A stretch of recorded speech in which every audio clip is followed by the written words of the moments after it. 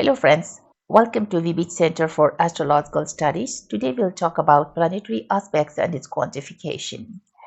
I request you to consult a qualified professional for your specific needs as this video is only for informational purposes. Please comment, like, subscribe and share this video.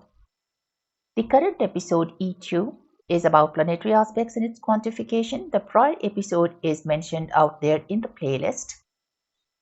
The current episode will talk about aspects in Gemini astrology first and then aspects in Planetary astrology, where we have some calculation and quantification. This is going to be a deep dive session with sample Kundli predictions, so stay tuned. Let's first talk about aspects in Gemini astrology. I have picked that up first because it's much easier. So in Gemini astrology, aspect is only from one Rashi to another Rashi.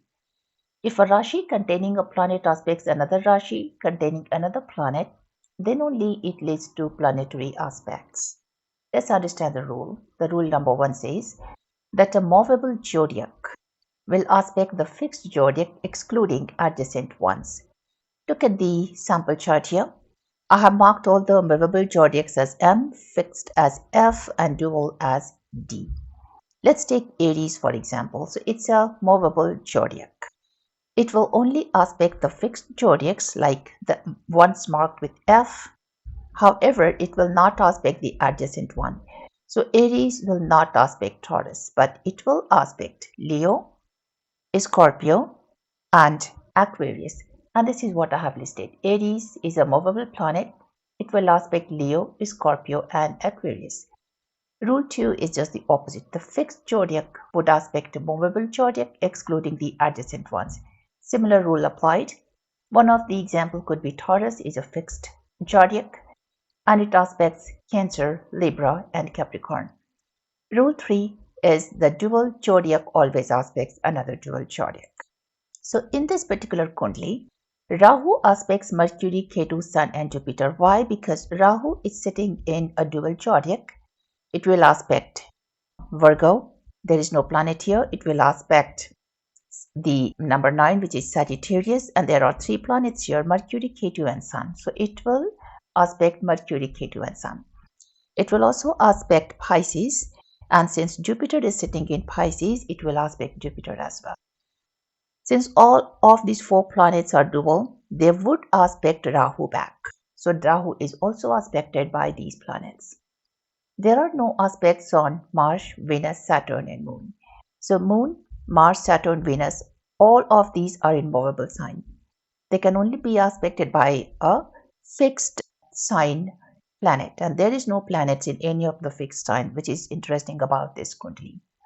Now, also remember this for the further analysis. We'll refer to that. I picked up Yogini Dasha just for fun. So the Yogini Dasha, there are 8 dashas. The Mangala, the Lord is Moon. Pingala, Lord is Sun. Dhanya, Lord is Jupiter. Brahmari, Lord is Mars. Bhadrika, Lord is Mercury. Ulka, Lord is Saturn. Siddha, Lord is Venus. And Sankata, Lord is Rahu. Look at this chart right now. It's Rahu's Yogini Dasha that's running. It starts from 2023 April, goes until 2031 April. It's for 8 years. Sankata, as the name goes, pretty bad, the worst of the Yogini Dashas.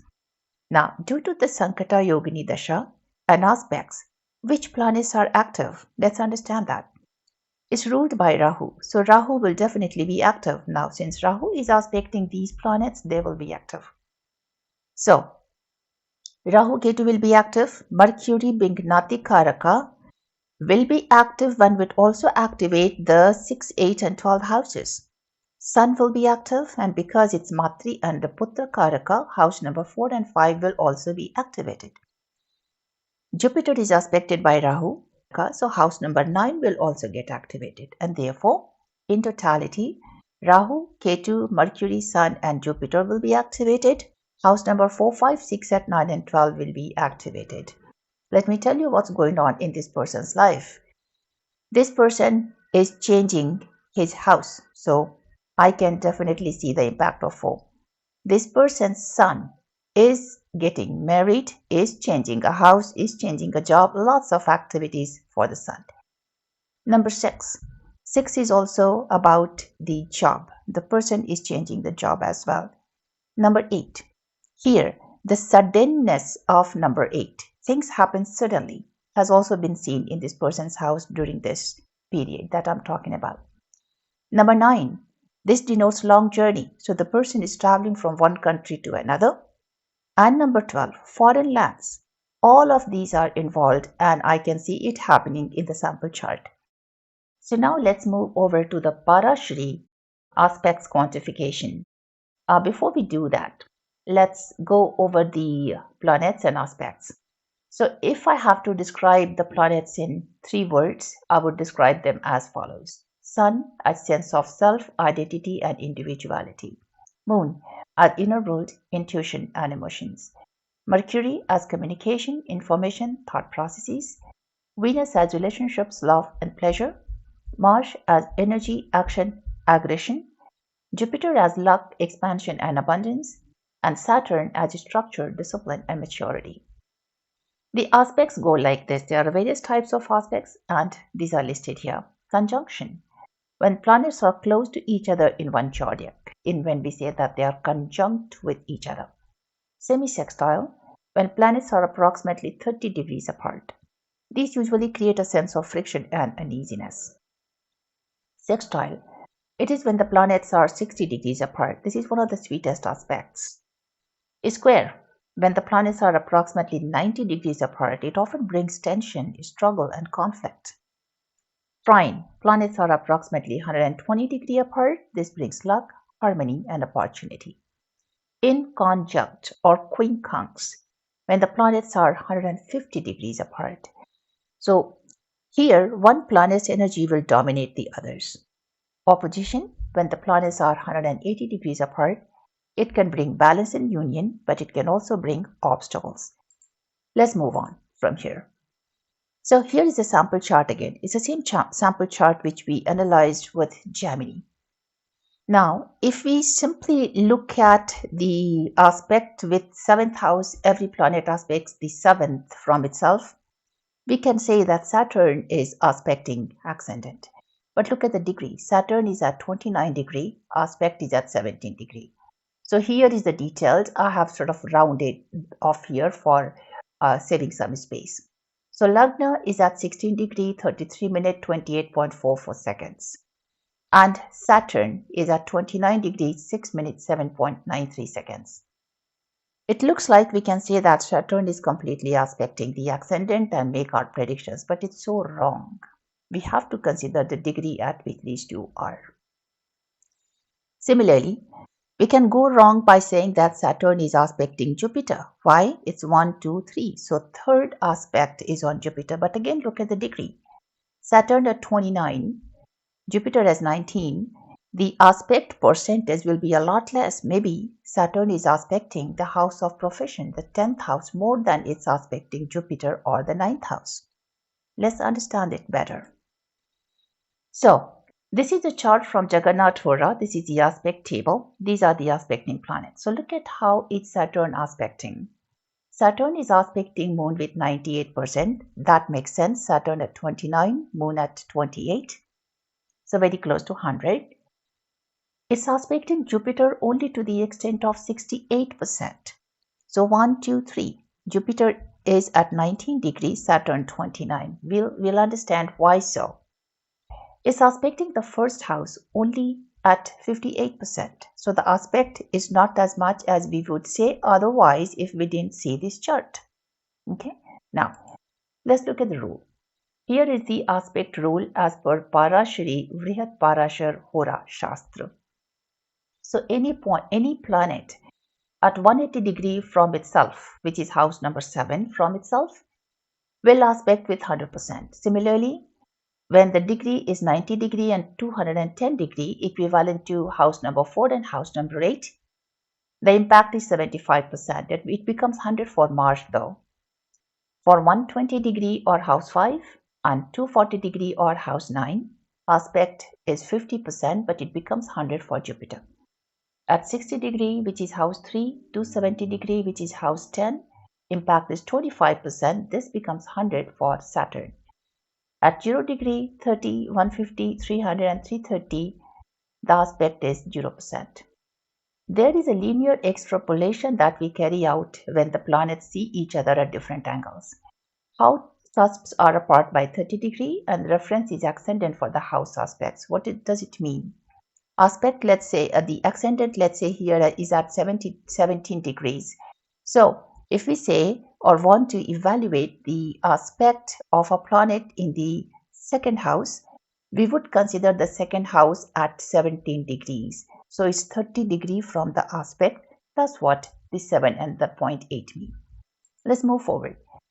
This has been mentioned by Sri PVR Narasimha Rao ji. Here is a video and it's the 7th minute. Conclusion.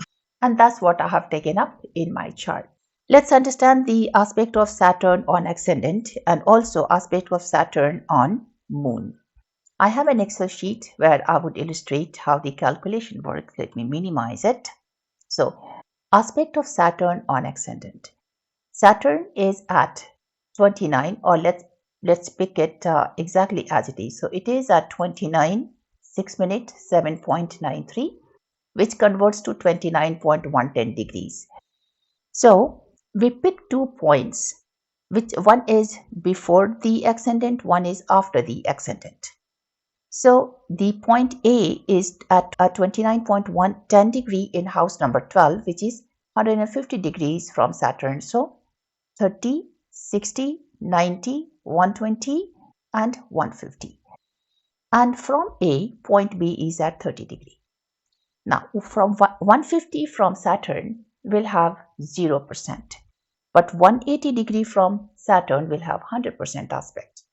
So Saturn is aspecting point A at 0%, it's aspecting point B at 100%. Now we'll have to evaluate with the linear extrapolation what would be the aspect at 17 degree, or more specifically 16 degrees 33 minutes, so 16.56 degrees. Here is the calculation. Point A is 0, point B is 100, ascendant is 17.46 from A. How? Is 30 minus the 29, this is this particular portion, plus add the ascendant degree to it. So 17.46 from A. So from point A, ascendant is at 17.46. So the percentage aspect would be, there is a difference of 100 in 30 degrees. So 100 by 30 into the distance between point A and ascendant. So it is 58.19. And this is what you see here, 58.19. So Saturn's aspect on the first house is 58. Similarly, if you want to see aspect of Saturn on moon, again pick 2 points, one before and one after, which is at 29.1 degree. So point number D is 240 from Saturn. How? So this is 30, 60, 90, 120, 150, 180, 210, 240. At 240 for Saturn, we see it's 50%. So the aspect is 50%. Then we have a point E. Add 30 to D. So that means it's 270. Now for Saturn, it is 100%. So what we see here, D has 50, E has 100. So the difference of 50 in a gap of 30. So find out what it will be for the moon. And you get 97.6 over here. So that's how the aspects are calculated. So friends, whenever you need to evaluate the planetary aspects, make sure that you calculate the percentage aspects. I usually take everything that's more than 70% before you make a prediction. Don't just go by counting the number of houses and ignore the degrees. So that's all for this video. I hope you liked the contents. Thanks for watching. Have fun. Bye now.